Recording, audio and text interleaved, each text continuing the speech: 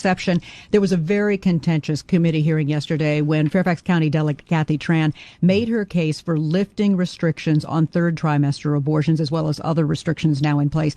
And she was pressed by a Republican delegate about whether her bill would permit an abortion even as a woman is essentially dilating, ready to give birth. And she answered that it would permit an abortion at that stage of labor. Do you support her measure, and explain her answer? Yeah, and I wasn't there, Julie, and I certainly can't speak for Delegate Tran, but I would tell you first thing I would say is this is why decisions such as this should be made by providers, physicians, and the mothers and fathers that are involved.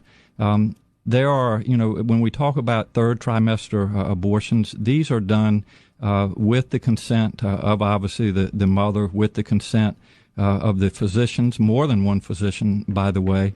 And it's done in cases where there may be severe deformities, there may be a fetus that's non-viable. So in this particular example, if a mother is in labor, I can tell you exactly what would happen.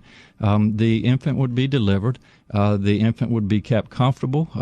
The infant would be resuscitated if that's what the mother and the family desired. And then a discussion would ensue between the physicians and the mother. So I think this was really blown out of proportion. But again, we want the government not to be involved in these types of decisions. We want the decision to be made by the mothers and their providers. And this is why, Julie, that legislators, most of whom are men, by the way, shouldn't be telling a woman what she should and shouldn't be doing with her body.